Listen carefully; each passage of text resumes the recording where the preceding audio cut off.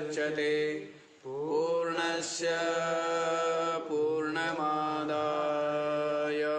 पूर्णमेवावशिष्यते। ॐ शान्तिः शान्तिः शान्ति। ॐ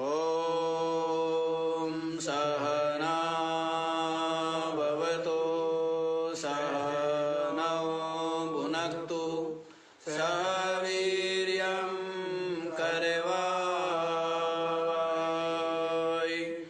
तेजस्विनावधीतमस्तु मा विद्विषावहै। ॐ शान्तिः शान्तिः शान्तिः।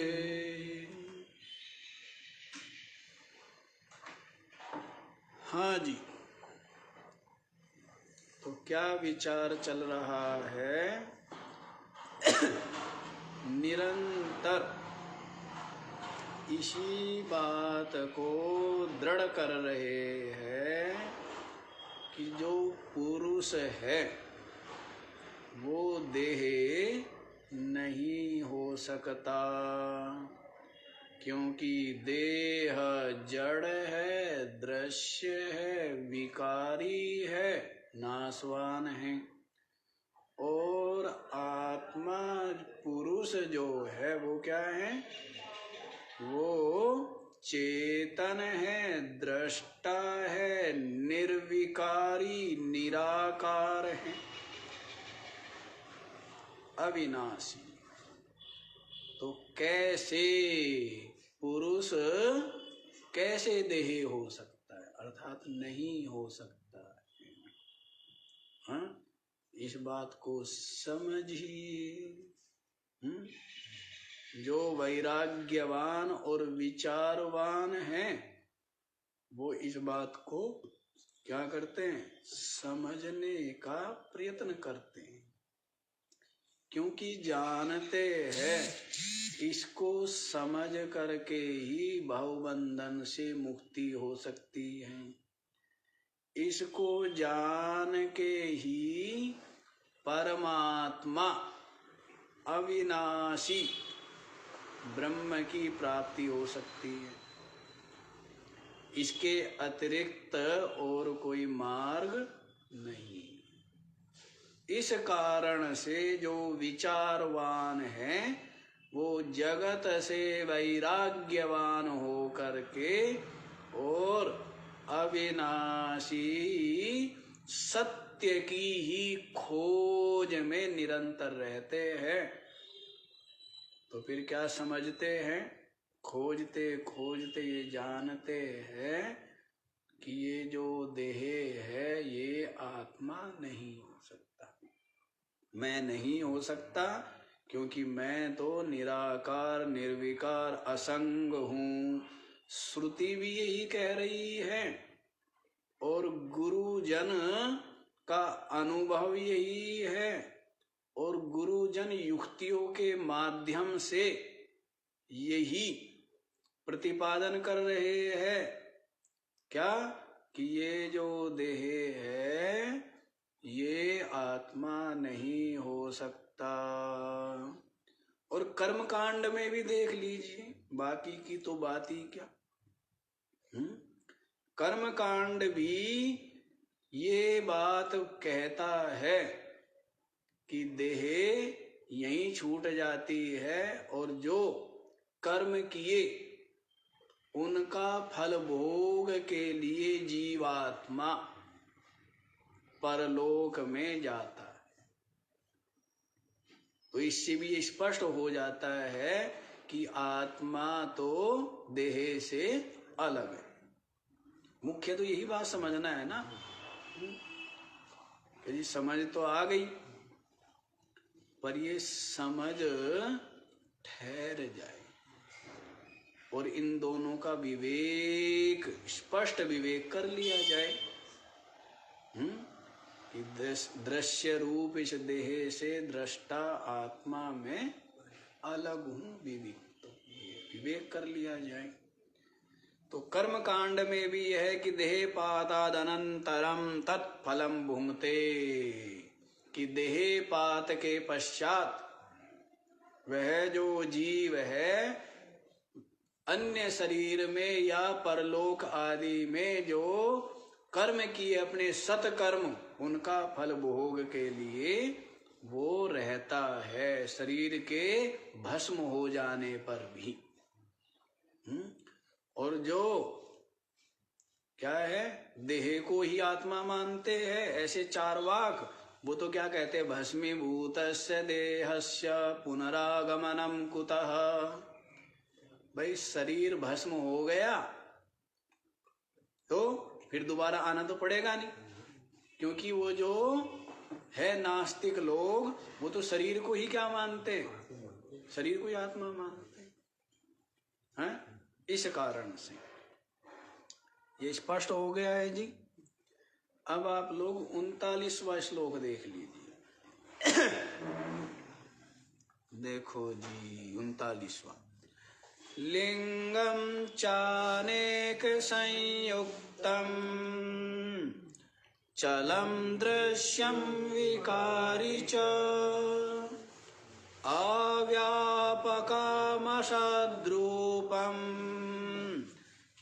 तत्कथं स्यात् पुमानयम्। लिंगम च अनेक संयुक्तम चलम दृश्यम विकारी च अव्यापकम असद्रूपम तत्कथं स्यात् पुमान अयम्। अच्छा जी, ये बात तो हो गई स्थूल शरीर की। अब तक क्या सुना आपने? ये 30-35 श्लोकों के द्वारा क्या सुना कि ये जो स्थूल शरीर है ये आत्मा नहीं हो सकता। ये आप लोगों ने निरंतर सुना है जी। अब स्थूल शरीर के पश्चात आता है सूक्ष्म शरीर। क्या आता है? अब उस सूक्ष्म शरीर को लिंग शरीर भी कहते हैं।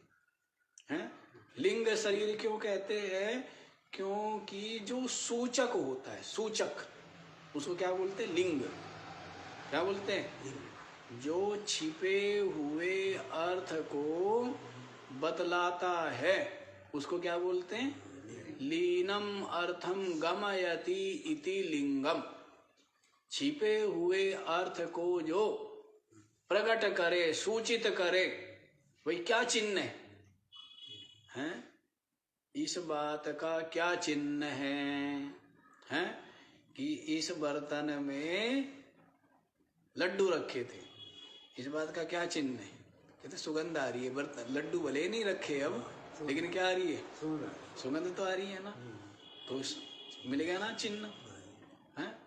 कहते हैं कि देखो भाई पहाड़ के ऊपर देख आग लगी हुई है। हैं? कहते कैसे पता है? कहते धुआं उड़ रहा है ना। तो वो जो धुआं है वो क्या हो गया? लिंग हो गया ना? नहीं हो गया? हाँ। कहते भाई जो जल है ना, जल बहुत ठंडा है। कहते तेरे को कैसे पता? तू किनारे पे खड़ा है। कह रहे जो स्नान कर करके निकल रहे ना वो ठिठुर रहे हैं। क्या है वो? सबके शरीर कहाँ पर है? इसका मतलब क्या है? कि जल बहुत ठंडा है। तो ये क्या हो गया? लिंग हो गया। सूचना मिल गई ना। कोई आदमी मोटा है, क्यों जी? मोटा तगड़ा है, तो सीधे सी मतलब है कि मालपुए, खीर, जलेबी, मालताल खाता है।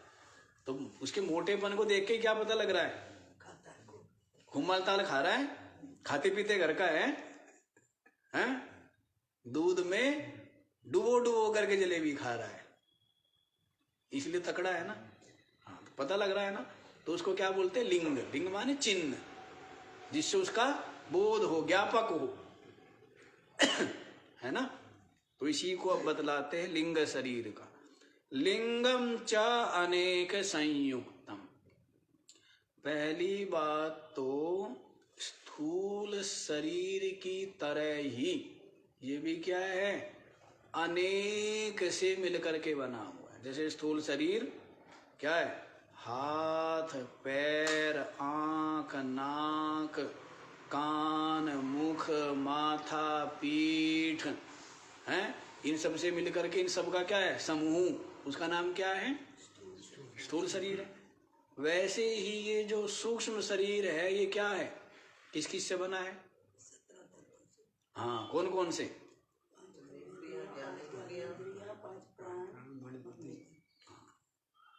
सब बूढ़े बूढ़े सारे ज्ञानी हो गए हैं। तो ये जो 17 तत्वों से बना है, 5 ज्ञानेन्द्रिय 5 कर्मेंद्रिय और 5 प्राण और मन बुद्धि, कितने हो गए। तो ये 17 तत्वों का जो संघात रूप है वो क्या है, सूक्ष्म देह लिंग शरीर। तो अनेक संयुक्तम, अनेकों से मिलके बना हुआ है। और चलम क्या है, निरंतर, अचल नहीं है, निरंतर चलायमान है। निरंतर क्या है, हर तरह से चल रहा है। एक तो मतलब इसका गति है, और दूसरा चलम का मतलब क्या है, परिवर्तनशील है।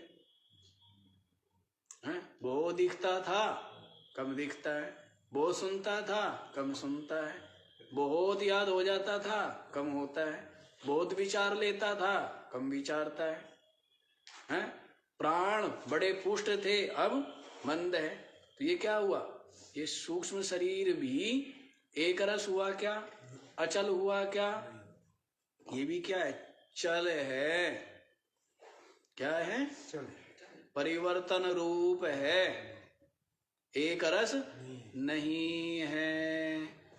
कभी वृद्धि है, क्षीण, फिर क्षय है, और फिर नाश है ना। तो इस कारण से ये सूक्ष्म देह ये चल है। दृश्यम, और क्या है, दृश्य, दृश्य नहीं, दृश्य है, देख रहे हैं ना, कम दिख रहा है आंखों से, कम सुन रहा है कानों से, पता लग रहा है नहीं लग रहा है। और बुद्धि से भी अब हम कम समझ पा रहे हैं, नहीं समझ पा रहे हैं, जान लिया है, नहीं जाना इस बात को भी अब जानते हैं ना। तो इसलिए जानने के कारण ये भी क्या हो गया, दृश्य हो गया। इसको जानने वाला कोई दूसरा है, ये दृश्य हो गया ना। इंद्रिया भी दृश्य है, प्राण भी दृश्य है, और मन बुद्धि भी दृश्य है। तो इस कारण से सूक्ष्म शरीर भी क्या हुआ, दृश्य है। विकारी च, और क्या है, विकार ही तो है। विकार को दोनों तरफ से कार्य है। एक तो क्या है, पंचभूतों का कार्य है, सत्वगुण और रजोगुण का कार्य है, तो विकारी हो गया, कार्य हो गया। दूसरा उस तरह से भी विकारी है कि परिवर्तन, इसमें विकार होता रहता है। क्या होता रहता है, कभी सुखी कभी दुखी, कभी ज्ञान कभी अज्ञान, कभी हर्ष कभी शोक, निरंतर क्या है, विकार होते हैं ना। तो विकारी हुआ नहीं हुआ है, तो इस तरह विकारी है। समझ आई बात। तो इस तरह है ये जो सूक्ष्म देह है, ये क्या क्या बता दिया। एक तो बता दिया संघात, क्या बताया है, संघात है ये अनेक तत्वों का। दूसरा क्या बताया है, चल है। क्या बताया, अचल नहीं है, चल है, निरंतर चलायमान। और दृश्य है, और क्या है ये, दृश्य। समझ लीजिए सूक्ष्मता से, गहराई से, ऊपरी ऊपरी तौर से समझने से आपकी समस्या हल होने वाली नहीं है। जब तक इनके साथ में चिपकाव अहमता ममता बुद्धि रहेगी, तब तक आपको विशुद्ध रूप से अपनी आत्मा का अपरोक्ष अनुभव नहीं हो। समझ आ रही है बात? इसलिए समझ लीजिए सूक्ष्मता से कि ये जो स्थूल शरीर तो बता ही दिया है, कि ये तो आत्मा नहीं हो सकता।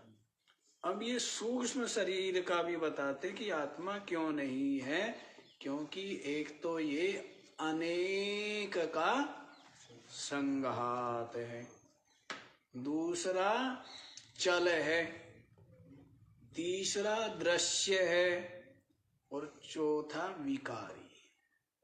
क्या है ये? विकारी। अव्यापकम, और क्या है पांचवा? व्यापक नहीं है। ये क्या है? व्यापक है क्या ये सूक्ष्म शरीर? व्यापक नहीं है। किसी देश में है, किसी देश में नहीं है, किसी काल में है, किसी काल में नहीं है, किसी वस्तु में है, अन्य वस्तु में नहीं। तो ये व्यापक नहीं है। ये सूक्ष्म देह व्यापक है? व्यापक नहीं है। इसी की अव्यापकता से तो अपने आप को कहता है कि मैं व्यापक नहीं हूं। भाई शरीर के सीमित होने से अपने को सीमित मानता है।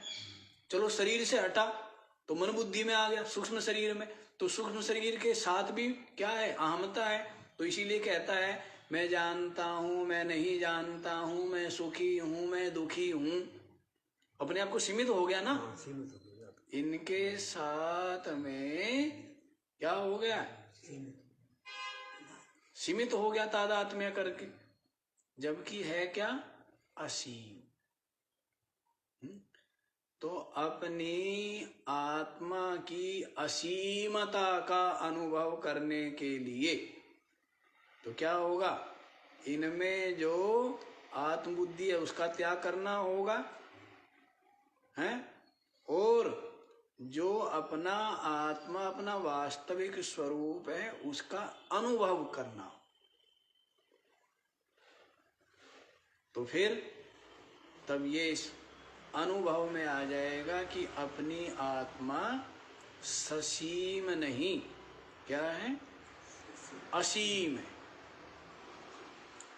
अभी आपको अपने सीमित पने का अनुभव है या असीमित पने का अनुभव है? ये देह की सीमा में बांधा हुआ, मन बुद्धि की सीमा में बांधा हुआ है।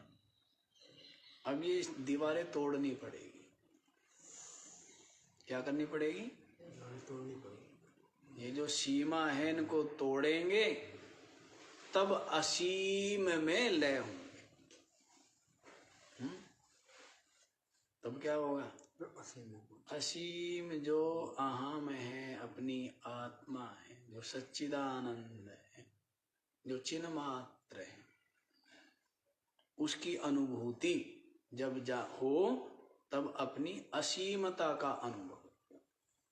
तो यहाँ पर बतला रहे हैं कि ये जो सूक्ष्म शरीर है ये क्या है? अव्यापकम। क्या है? व्यापक नहीं है। असद रूपम, और क्या है? असद रूप है। कभी है और कभी नहीं, है ना? क्या है? कभी है और कभी नहीं है। तो असद रूप हुआ ना, सुसुप्ति में विलय हो जाता है ये सूक्ष्म देह। तब उसका कोई रहता है क्या ज्ञान? कोई ज्ञान नहीं रहता। तो इसलिए असद रूप है ये, सदरूप नहीं है, निरंतर विद्यमान रहे, वो सदरूप हुआ। असद रूपम तत्कथम स्यात् पुमानयम्। फिर अयम कथम पुमान स्यात्, ये पुरुष कैसे हो सकता है?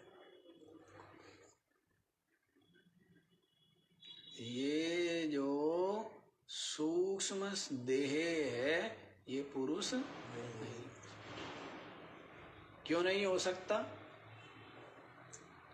अनेक का संघात है, चल है, दृश्य है, विकारी है, अव्यापक है और असत रूप है। नाश हो जाता है। क्या हो जाता है? नाश हो जाता है। और अपनी आत्मा अविनाशी। इसलिए ये जो है, ये सूक्ष्म देह, ये भी पुमान कथम स्यात्, पुरुष कैसे हो सकता है? अर्थात ये पुरुष नहीं हो सकता। स्पष्ट हो गया है? हाँ जी। तो क्या बता दिया? जो बताया है उसको आप लोग 40वें श्लोक में देखिए। एवं देहद्वयादन्य आत्मा पुरुष ईश्वरः सर्वात्मा सर्वरूपश्च सर्वातीतोऽहमव्ययः।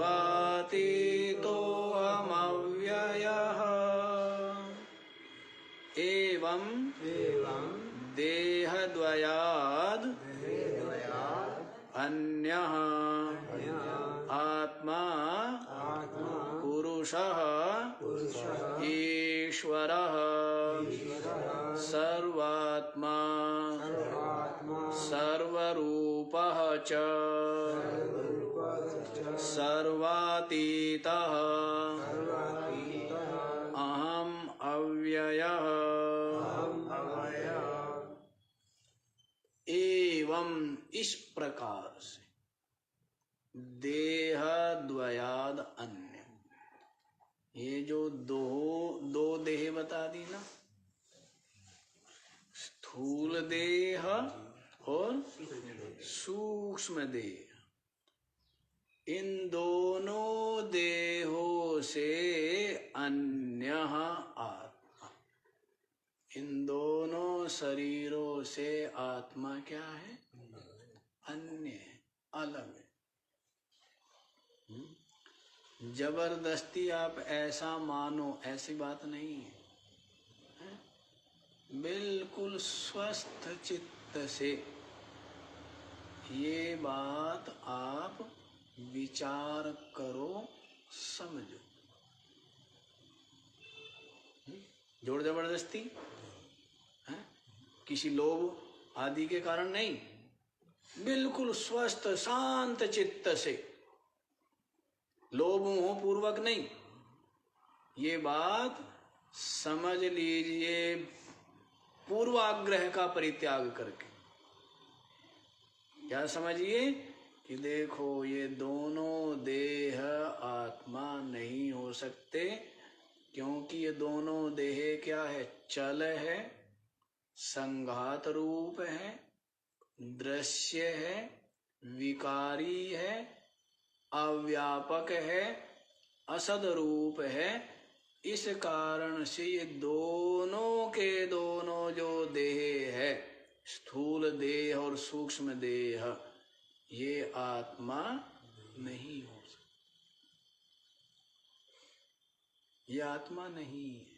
तो इसको देह द्वयाद अन्य, दोनों देहों से अन्य है आत्मा पुरुष ईश्वरः। क्या बता रहे? जो आत्मा पुरुष ईश्वर, आत्मा क्या है? जो अपना मैं है, अपना आपा है, वो पुरुष है। पुरुष माने पूर्ण है, पुरुष माने जो पूर्ण है। ईश्वरः, और सबका क्या है? स्वामी है, नियंता है। कैसा स्वामी है सेठ जी? सत्ता मात्र।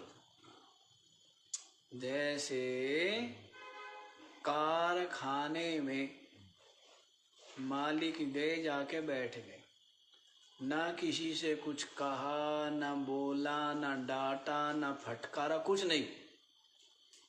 केवल क्या हुए, मालिक है इतने मात्र से ही क्या होता है, इतने मात्र से ही सबके सब अपने अपने कार्य में नियुक्त हो गए ना। किसी को डांटा फटकारा, किसी कुछ कहा क्या।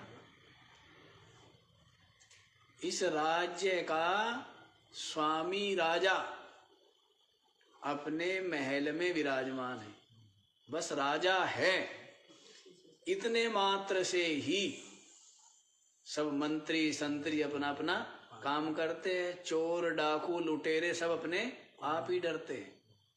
राजा ना हो तो सब क्या होते हैं, स्वतंत्र हो जाते हैं, उदंडता करते हैं, उपद्रव मच जाता है। राजा है, बस क्या है, राजा है।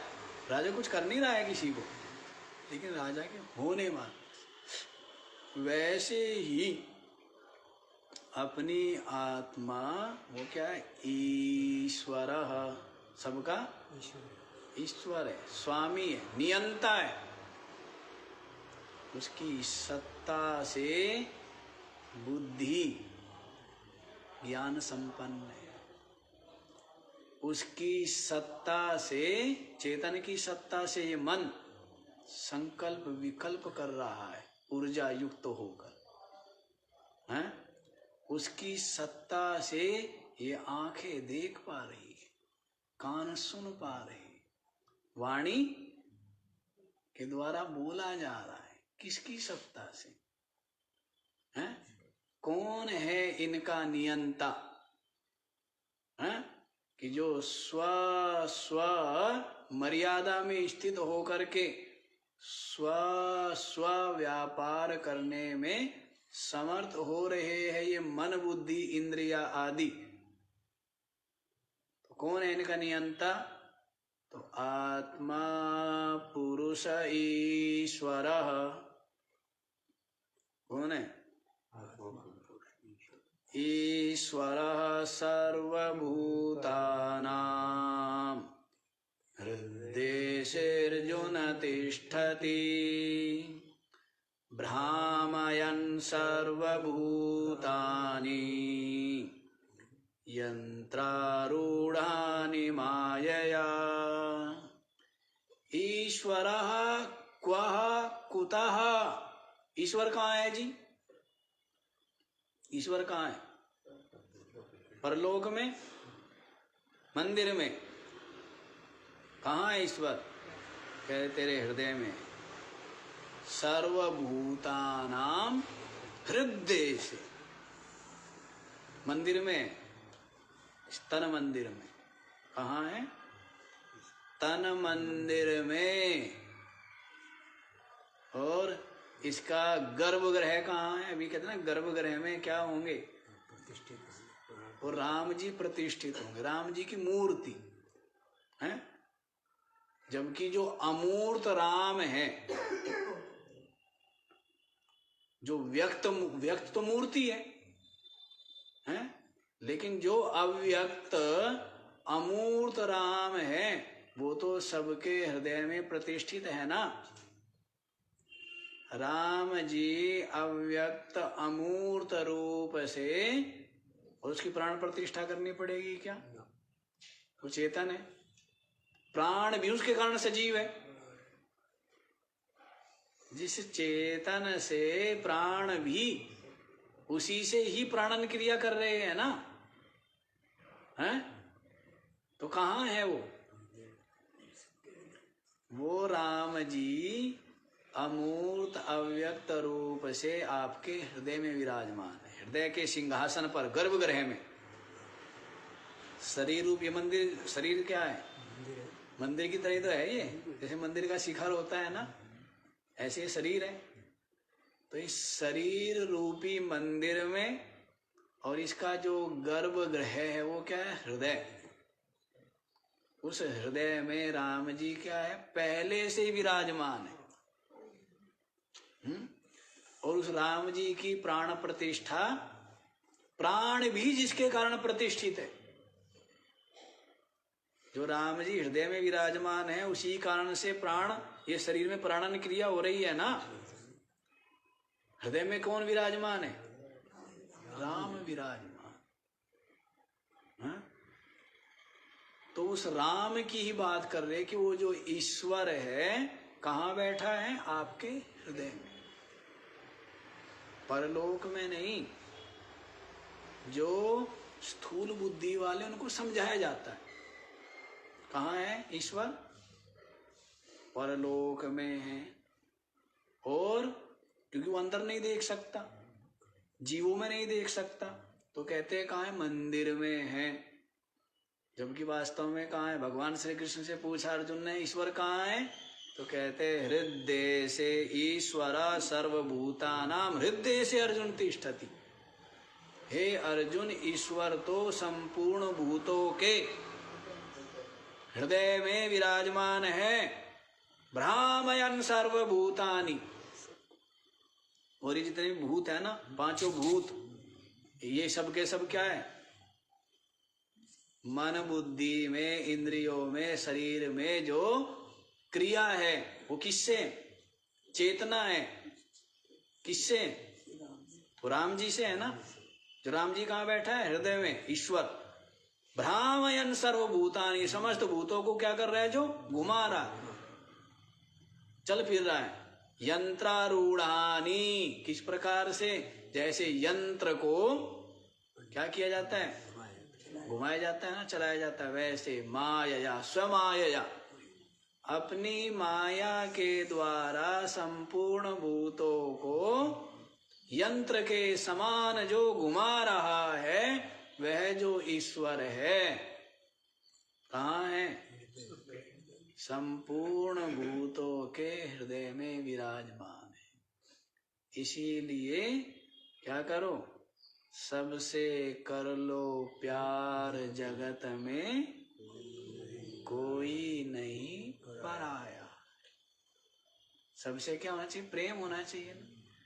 कैसा वातावरण रहा है, परिवेश रहा है, सबसे प्रेम। द्वेष, ईर्षा, भेद, इसके लिए तो स्थान ही नहीं होना चाहिए हृदय में। सबके लिए क्या? राम जी के हृदय में क्या है? गरीब के लिए, अमीर के लिए, सबके लिए क्या है? प्रेम है ना। सबके लिए प्रेम होना चाहिए। जिसके हृदय में प्रेम है सबके लिए, कितना विशाल हृदय है उसका। और यहाँ पर तो प्रेम वाली बात भी नहीं, यहाँ तो प्रेम से भी ऊपर उठ गए ना। प्रेम, इतना प्रेम कि अपनी आत्मा ही हो गई, अपना आपा हो गया, मैं हो गया ना। क्यों सेठ जी?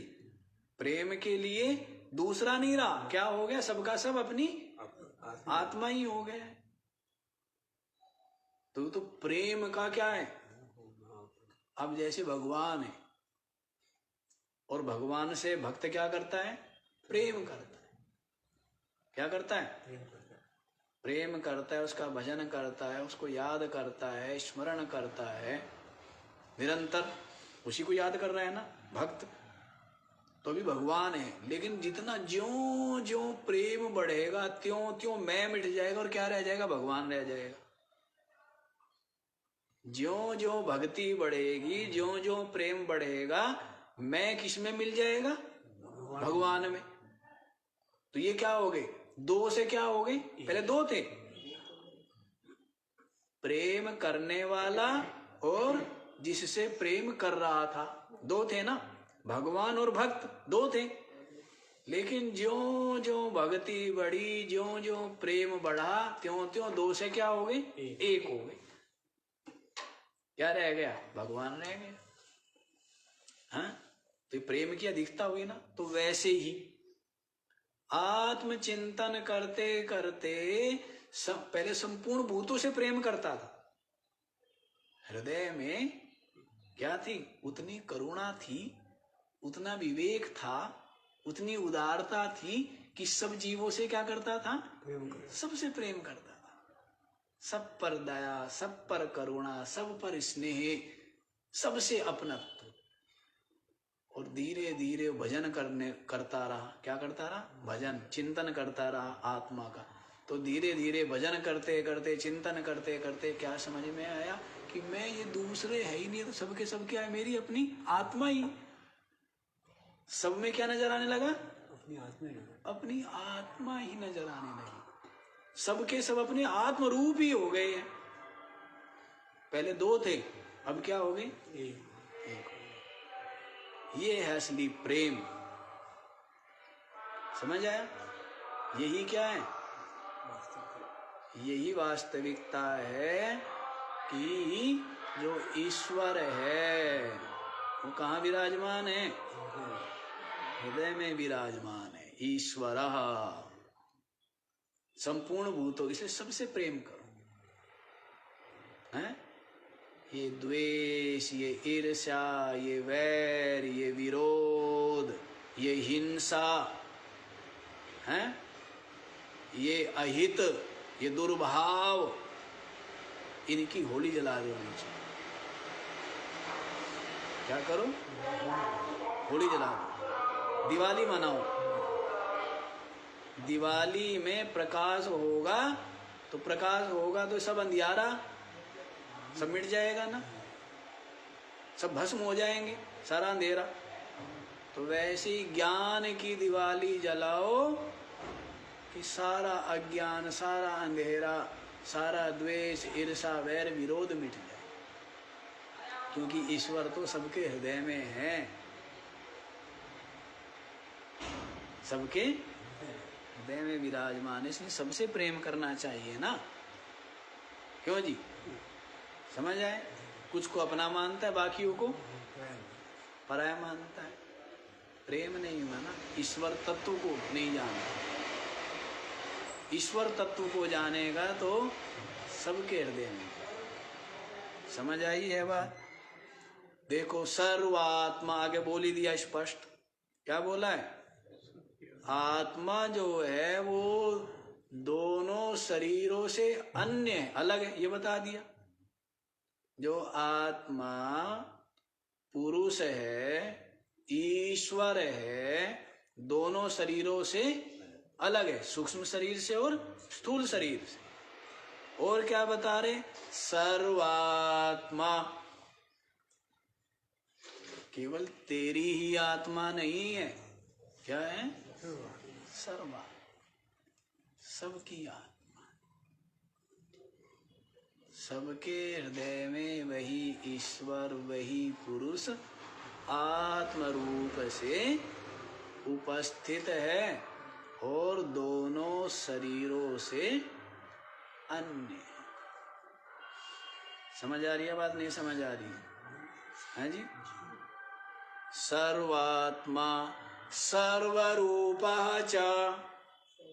लो जी, देख लो, सर्वात्मा सबका आत्मा है, लेकिन सबका आत्मा नहीं, सर्वरूप वही है, रूप भी वही है। सब रूपों में जो आत्मा है वो तो है ही, लेकिन जो सर्वरूप भी है ना, आकार भी है ना, वो भी वही है। समझ आई बात? सब में परमात्मा है, ठीक है, लेकिन जो सब कुछ है ना वो भी क्या है? वही परमात्मा ही है। जैसे चीनी से बने हुए जो हाथी, घोड़ा है, शेर है, सब में क्या है? सब खिलौनों में चीनी, सब खिलौनों में चीनी है। लेकिन जो सारे के सारे खिलौने हैं वो क्या है? वो चीनी है। सब में चीनी और सब कुछ। समझ आई बात? नहीं आई? जैसे सारे पात्रों में क्या है? मिट्टी। सारे पात्र किससे बने? मिट्टी से। सब पात्रों में क्या है? मिट्टी। और सब पात्र क्या है? वैसे ही सब शरीरों में कौन है? आत्मा। और सब शरीर क्या है? आत्मा ही तो है।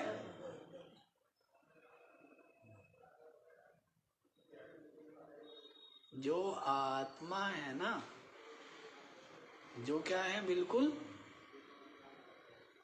अद्वितीय है, निर्विशेष है, उसमें फुरना का होने से चित्त का जन्म हो गया। क्या हुआ? उस आत्मा में फुरना होने से क्या हो गया? चित्त का जन्म। और वो जो चित्त है, वो ज्यों ज्यों उसमें विचार दृढ़ हुए, त्यों त्यों जगत और शरीर का निर्माण हो गया। सब है विचार मात्र। सबका सब क्या है? विचार मात्र ही तो है, नहीं है? मकान का विचार आपके हृदय में आया और फिर आपने ईंट पत्थर सीमेंट ये मंगाया, और जो विचार आया था उस विचार को एक आकार दे दिया। लेकिन वो विचार कहाँ आया है? वो मकान कहाँ बना है? तो आप ये देखो, एक विचार ही, फुरना ही विचार ही चित्त बन गया, मन बन गया, और वो विचार ही दृढ़ होकर के, विचार तो दृढ़ होते हैं सब, नहीं कि भाई मुझे राम बनना, ये भी एक विचार है। मुझे रावण बनना है, ये विचार है। वैसे ही बन गया ना, विचार से तो बन गया। क्यों जी? किससे बना है? विचार से ही कि मुझे साधु बनना है। किससे बने? और मुझे गृहस्थ में जाना है। किससे गए? सब विचार से तो हो रहा है। बच्चे होने चाहिए, ये किससे हुआ? विचार से। नहीं, मुझे विद्वान बनना है, ये किससे हुआ? विचार से। सब कुछ किससे हो रहा है? हमें साथ रहना है, ये भी क्या है? और हमें बिल्कुल अकेला रहना है, अलग अलग रहना है, सबके साथ नहीं रहना, परिवार के साथ, ये भी क्या है? सब कुछ विचार ही तो है। समझ आ रही है? तो आत्मा में फुरना, ये विचार, यही मन है। और उन विचारों के और अधिक बहिर्मुख होते जाना, स्थूल होते जाना, दृढ़ होते जाना, यही क्या है? यही आकार है। तो आपके विचार ही जगत बन गए। आप ये देख लो, और रोज आप देखते ही हो स्वप्न में। स्वप्न में देखते हो ना, कुछ नहीं है, फुरना हुई, उसी से मन बुद्धि शरीर बन करके उसी से सारा का सारा संसार बन जाता है। तो है सब क्या? फुरना मात्र, विचार मात्र, और तो कुछ नहीं है, और कुछ आत्मा में फुरना हो सकती नहीं हो सकती है। इस बात को मान लेते हैं, होती नहीं है, पर अभी सब कुछ भास रहा है। तो यदि जाएंगे मूल में तो क्या पाएंगे? हाँ, वृत्ति विचार कैसे भी बन गया। अब कैसे बन गया? बन गया, अब बना हुआ है ना। और अगर सोर्स में जाए तो फिर कुछ भी नहीं है, परम शांत है। यदि मूल में जाएंगे तो फिर कुछ नहीं है। फिर वहां फुरना कैसे? फुरना है ही नहीं ना। हाँ, लेकिन अभी जब फुरना है, विचार है, जगत है, तो ये समझाना पड़ेगा ना कैसे है। तो भ्रम से, देखो आपको बताया ना, जो चीज नहीं होती है लेकिन भ्रम से भासने लगती है सत्य। जैसे पेड़ के ऊपर चंद्रमा नहीं है लेकिन बिल्कुल क्या लगता है? पेड़ के तो ऊपर वाले शिखर पर, टहनी पर रखा हुआ है, भास रहा है ना, बिल्कुल है तो नहीं। अब जल का रेत का कोई संबंध, लेकिन भासता है। सांप का रस्सी का कोई संबंध है क्या? एक चलता है, एक पैदा हुआ है, एक के माता पिता है, एक के अंदर खून बहता है, एक के अंदर जहर है, दांत है, जीव है, और रस्सी में कुछ भी नहीं है, लेकिन भ्रम हो गया ना। तो वैसे ही फुरना नहीं है, लेकिन वो चेतन में यदि फुरना है भी तो उसको वापस लौटेंगे तो वो उसमें ही विलय हो जाएगी। जैसे जल में लहरें उठती है, अब क्यों उठती है, कैसे उठती है? उठ रही है, दिख रही है ना, जल में लहर तो उठी और फिर क्या होती है, उसी में जाके वो विलय हो जाती है। तो वैसे ही अब क्यों हो गया, कैसे हो गया? हवा चली है या धरती में कुछ हलचल हुई तो उस कारण से जल में क्या बनी है, लहर बनी है, हैं? किनारों से टकराया पानी, इस लहर बन गई। कई कारण है ना, लेकिन बन गई, जैसे भी बन गई, लेकिन बनी किस में? जल में। क्या है? जल रूप। विलय किस में हो जाती है? जल में। वैसे ही ये फुर्णा का आप लीजिए, जैसे भी बन गई है चेतन में, पूरा का पूरा योग वशिष्ठ में तो आपको पता ही है, क्या बोलते हैं? फुर्णा मात्र, कलना मात्र, हैं? ये बोलते हैं, कल्पना मात्र, संवेदना मात्र, यही बोलते हैं ना। तो वैसे ही, तो अब उसका सहारा लेकर के आप उसके मूल में जाइए। कहाँ से ये वृत्ति, ये विचार, ये फुर्णा हो रही है, तब मूल में जाएंगे तो ये विलय हो जाएगी और क्या रह जाता है? परम शांत चिन्ह मात्र, अपना आत्मा अपना विशुद्ध में ही अनुभव में रह जाता है। समझ आ रही है बात? हाँ जी। तो इस तरह से सर्वात्मा सर्वरूपः च, सबका आत्मा ही नहीं, सब कुछ वही है, सर्वरूप है, सर्वातीतः, और सबसे अतीत भी है। उपाधि के जो भी गुण धर्म हैं उन सब से जो बिल्कुल अलग है, बिल्कुल अछूता है। रोज रोज बता ही रहे हैं, कमल पत्र जल में है और जल के गुण धर्म या जल उसको स्पर्श नहीं करता है। करता है क्या? बिल्कुल क्या है? असंग, अछूता। वैसी अपनी आत्मा देह आदि उपाधि में रहते हुए भी इन सब से बिल्कुल क्या है? जैसे सूरज की किरणें प्रकाश कूड़े कचरे गंदगी को भी प्रकाशित करता हुआ, लेकिन उनकी दुर्गंध के साथ में उसका कोई संबंध, कोई संबंध नहीं। वैसे ही इस शरीर, इन इंद्रिया, इस सूक्ष्म शरीर, ये प्राण मन बुद्धि आदि के साथ में इनका आत्मा होते हुए भी कोई आत्मा का संबंध नहीं है। उपाधि से रहित और उपाधि के गुण धर्म स्वभाव से भी बिल्कुल अछूता। समझ आ रही है? इस तरह तो देखो, सर्वातीतः, सबसे अतीत भी है, सबका आत्मा है, सबका आत्मा ही नहीं, सब कुछ आत्मा ही है, और सर्वातीतः, सबसे अलग भी है। जैसे जल है, लहर में क्या है? जल ही है ना। उस लहर का आत्मा कौन है? जल। वो लहर क्या है? जल ही है, लहर ही जल है। और जल जो है वो लहर से रहित भी है। लहर नहीं रहेगी तब क्या जल नहीं रहेगा? लहर में क्या? जल। लहर क्या? जल। लहरी जल है ना पूरी की पूरी, और लहर से रहित भी है। लहर से रहित भी है, लहरातीत भी हुआ ना, तरंगातीत भी क्या है? जल है। वैसे ही आत्मा सर्वात्मा भी है, सर्वरूप भी है और सर्वातीत भी है। वास्तविकता तो ये है कि क्या है वो? सर्वातीत, बिल्कुल असंग निर्लेप, सबके सब उसमें बिना हुए ही भास रहे।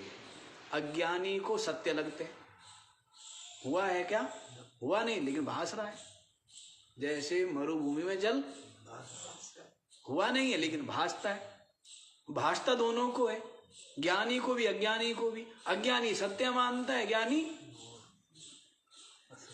क्या जानता है?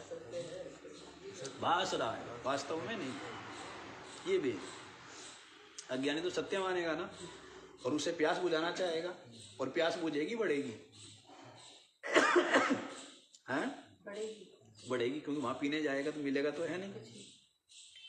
तो वैसे ही संसार के विषयों के द्वारा सब सुख पाना चाहते हैं। वो जो प्यास है किसकी?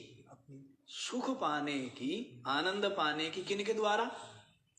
पद मिल जाएगा ना, प्रसिद्धि हो जाएगी ना, प्रशंसा हो जाएगी ना, पूरा सब तरफ यश होगा ना, तो क्या हो जाएगा? सुखी हो जाएगा। अब ये सब करने से प्यास बुझ रही है, सुख मिल रहा है या दुख मिल रहा है? दुख मिल रहा है। ये बात समझ में नहीं आती है कि जहां पर जो चीज नहीं है वो मिलेगा क्या? अब उस मरुभूमि में जल भास रहा है तो नहीं, वैसे ही इन विषयों में, पद में सुख भास रहा है क्या? है क्या? है तो दुख। जो अपने से भिन्न है तो वो सुख रूप है, दुख रूप है, बंधन रूप है ना, है? उसके आश्रित हो गए ना, तो सुख मिलेगा क्या? मिलेगा पराधीन हो रहे हैं ना। और पराधीन सपने सुख नाही, कर विचार देखौ मन माही। पराधीनता में तो सपने में भी सुख नहीं है, ऐसा अपने मन में विचार करके देखो। इसलिए पराधीन नहीं होना है, क्या होना है? स्वाधीन। और स्वाधीन होना क्या है? स्व की खोज करना और स्वरूप होके विराजना। स्व को खोजो, स्वाधीन होना है ना। अभी क्या है? देहाधीन है, देह के स्वास्थ्य के अधीन है। शरीर स्वस्थ तो मैं सुखी, शरीर स्वस्थ नहीं तो है। शरीर की जो आवश्यकता उनकी पूर्ति हो गई तो मैं सुखी, नहीं तो मैं दुखी। मन की इच्छाओं की पूर्ति हो गई तो मैं सुखी, नहीं तो मैं दुखी। तो दुखी हो रहा है ना, पराधीन है। और स्वाधीन हो गया। स्व अपना आपा क्या है? सच्चिदानंद रूप। स्व क्या है? तो फिर क्या है? आनंद रूप हो गया ना, सच्चिदानंद हो गया। तो स्वाधीन होना चाहिए। समझ आया जी? तो इसी को कह रहे सर्वातीता अहम अव्यय, सबसे अतीत मैं अविनाशी। मैं क्या हूं? अविनाशी। समझ आया है? दोनों देह से अन्य आत्मा है, ये बात समझाई है अभी तक। कितना जोर लगाया है? बहुत जोर लगाया है ना। दोनों जो देह, स्थूल देह और सूक्ष्म देह, दोनों देह से जो आत्मा है वो अन्य है, अलग है, पुरुष है। वो क्या है? पूर्ण, पूर्ण है। ईश्वरः सबका स्वामी है, सबका नियंता है। सब जिसकी सत्ता, जिसकी कृपा, प्रसाद पा करके सजीव बने हो, ईश्वर हुआ ना। सबका नियंता है और सर्वात्मा। सबका क्या है? आत्मा। सबका आत्मा। तरंग, बुदबुदा, फेन, जो कुछ भी है, जितनी भी तरंगे, जितने भी बुदबुदे, सबकी आत्मा क्या है? जल है ना। आत्मा ने अपना आपा, मैं क्या है? जल है। तो वैसी शरीर का भी आत्मा, मन का भी, बुद्धि का भी, इंद्रियों का भी, प्राणों का भी, सबका आत्मा कौन है? आत्मा मैं है ना। मैं चेतन। तो सर्वात्मा, और सर्वात्मा ही नहीं, सर्वरूपः च। और क्या है?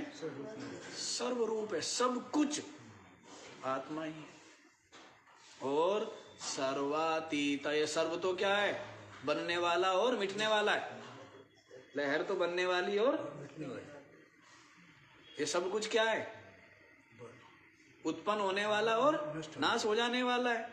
किसमें? उत्पन्न भी जिसमें हो रहा है, नाश भी सब कुछ किसमें हो रहा है? जैसे यहाँ बाहर दृष्टि से देखे तो आकाश में हो रहा है ना, इतने मकान बन रहे हैं और गिर रहे हैं, तूफान चल रहे हैं, शांत हो रहे, आग जल रही है, पृथ्वी घूम रही है, चंद्रमा सूरज ये सब घूम रहे हैं, तो ये सब किस में? आकाश में। और आकाश क्या है? बिल्कुल सबसे निर्लेप है, सबसे अलग है। वैसे सब कुछ किस में हो रहा है?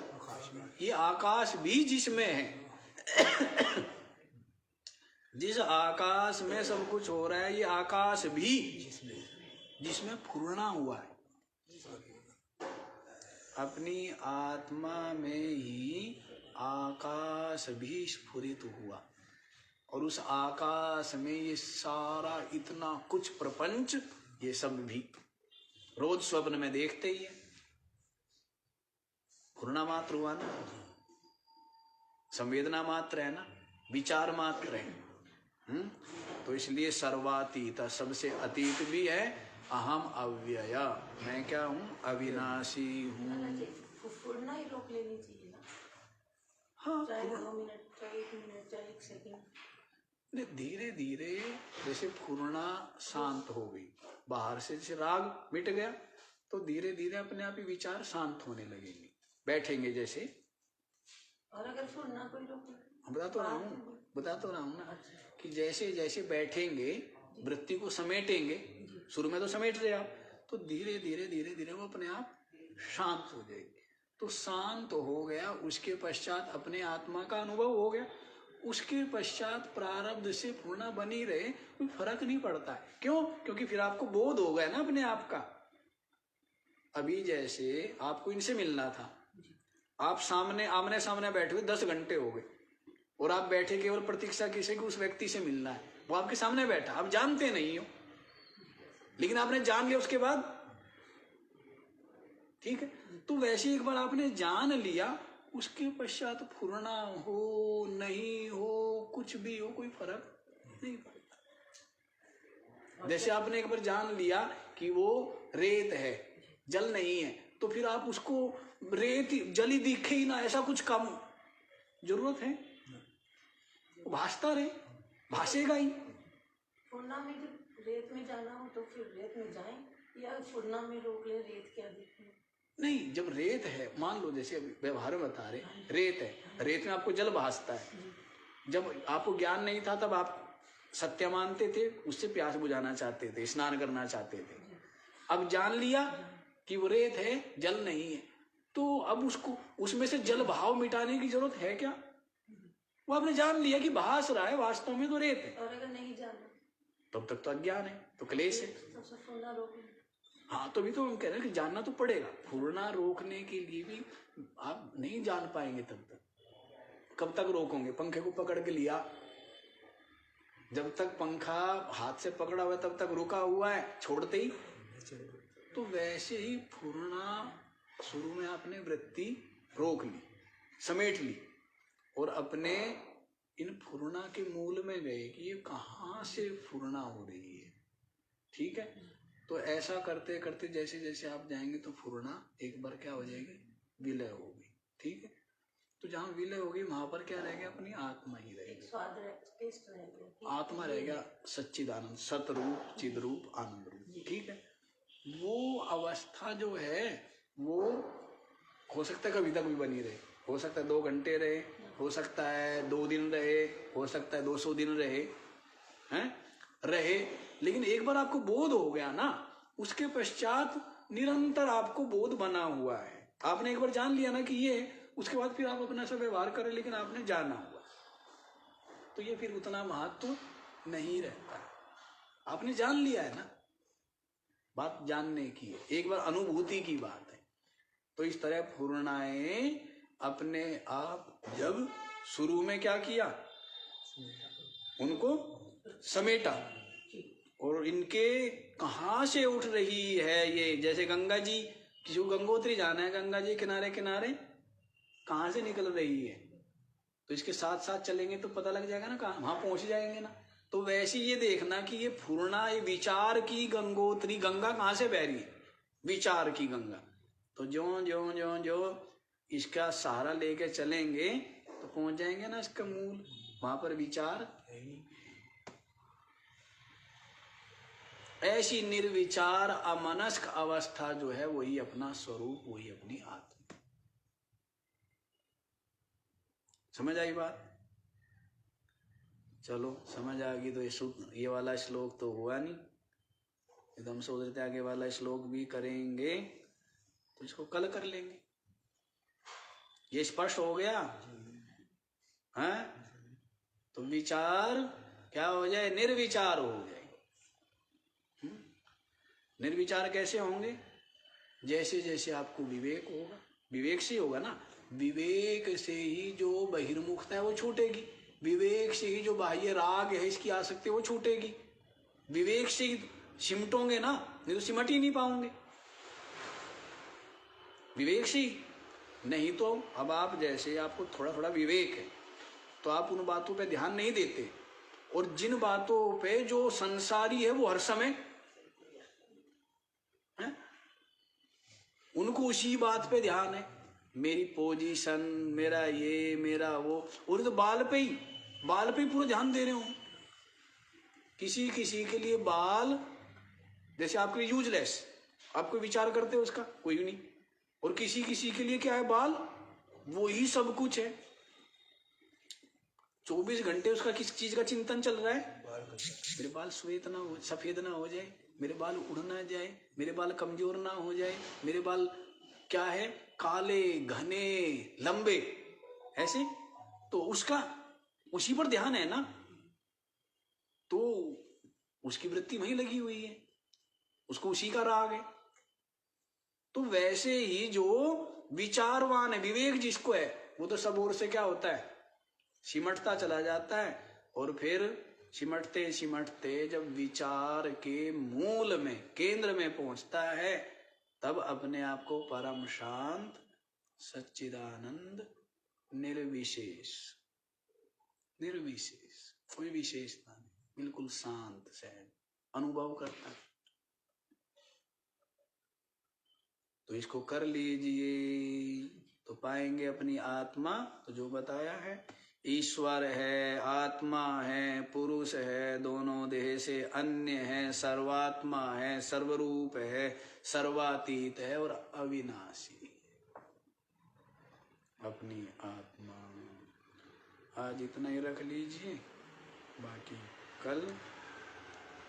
ओम पूर्णमदा पूर्णमिदं पूर्णात् पूर्णमुदच्यते पूर्णस्य पूर्णमादाय पूर्णमेवावशिष्यते। ओम शांति शांति शांति।